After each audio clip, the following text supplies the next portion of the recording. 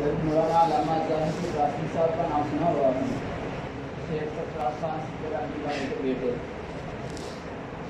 ان کی طرف سے یہ اعلان ہے، اس طرف سے میسیج تھا کہ جہاں تک یہ بات پہنچ سکتی ہے ان کو پہنچائی جائے۔ اس اعلان میں دو مسئلے ہیں اور انتہائی سنگین اور اہم مسئلے۔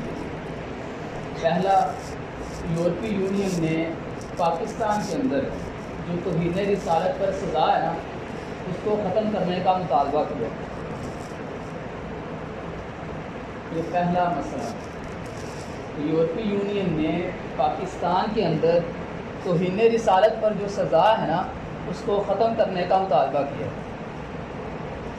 اور دھمکی کیا دی ہے کہ اگر یہ مطالبہ ہمارا نہ مانا گیا تو ہم اپنی جو تجارتی مراعات ہیں وہ واپس لے لیں گے۔ ہو سکتا ہے جو خبریں سننے والے ہیں ان کو بھی نہ علم ہو، یہ میں اپنی بات نہیں کر رہا، اپنے علم کے مطابق نہیں کر رہا، بلکہ علامہ ظاہر راشد صاحب ہیں، ان کے بارے میں انہوں نے یہ وائس بھیجی تھی، ان کا علم، ان کی معلومات وہ میں آپ کے سامنے شیئر کر رہا ہوں۔ پہلا مسئلہ کہ پاکستان کے اندر توہین رسالت پر جو سزا ہے نا قانون کے اندر، اس کو ختم کرنے کا مطالبہ کیا گیا ہے۔ دوسرا مسئلہ یہ کافی پرانا ہے، 4 ماہ ہو گئے اس کو، یہ سے بھی زیادہ ماہ ہو گئے ہیں، کہ مساجد اور مدرسے اور اوقاف کی جتنی بھی جگہیں ہیں یہ ساری کی ساری IMF اور FATF کے اداروں کے جو ہے نا نگرانی کے اندر دے دی جائیں۔ یہ دو مسئلے ہیں کہ جتنی بھی اوقاف کی جگہیں ہیں، مسجدیں ہیں، مدرسے ہیں، یہ ساری علماء کے قبضے سے چھڑا کے، ٹھیک ہے، وقف اوقاف ختم کر کے IMF کے اندر دے دی جائیں۔ تو یہ دو اہم مسئلے ہیں، اور ان دونوں مسئلوں کا تعلق کسی مسلک، کسی فقہ کے ساتھ نہیں، بلکہ ان دونوں مسئلوں کا تعلق میرے دوستوں ہمارے مذہب، ہمارے ایمان، ہمارے عقیدے کے ساتھ ہے۔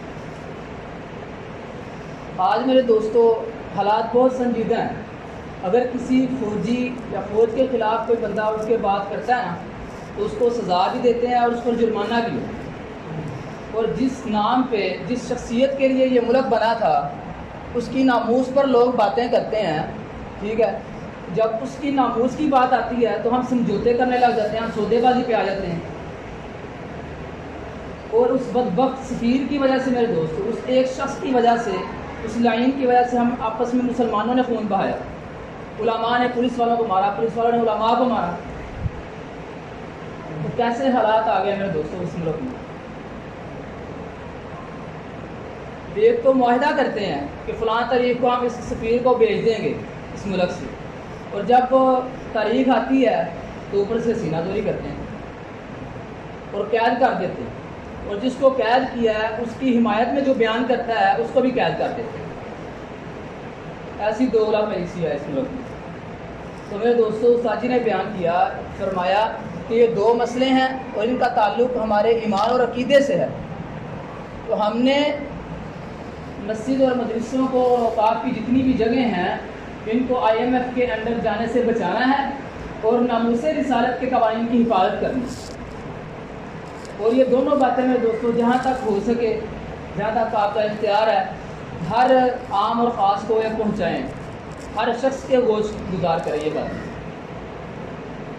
اور یہ آخری عشرہ ہے، انہوں نے یہ بھی تلقین کی، رمضان کا آخری عشرہ ہے اور اس میں دعاؤں کا اہتمام ضرور کیا جائے، اور اللہ تعالیٰ سے دعا کی جائے کہ اللہ تعالیٰ جو ہے ہمارے اس ملک میں جو آئے ہوئے یہ کشیدہ حالات ہیں ان کو دور کر دیں۔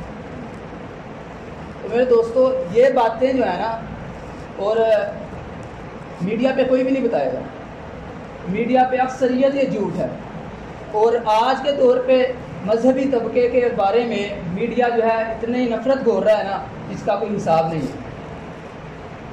آج یہ مولوی کے لفظ کو میڈیا نے گالی بنا دی ہے،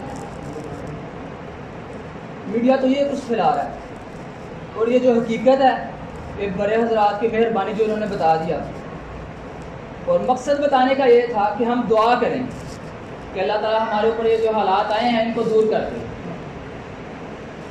تو میرے دوستو میں بھی انشاءاللہ دعا کروں گا، آپ بھی دعاؤں کا اہتمام کریں اللہ تعالیٰ جو ہے وہ ہمیں اسباب کے درجے میں اپنے پیارے محبوب نبی کریم صلی اللہ علیہ وسلم کی ناموس کی حفاظت کے لیے قبول فرما رہے ہیں۔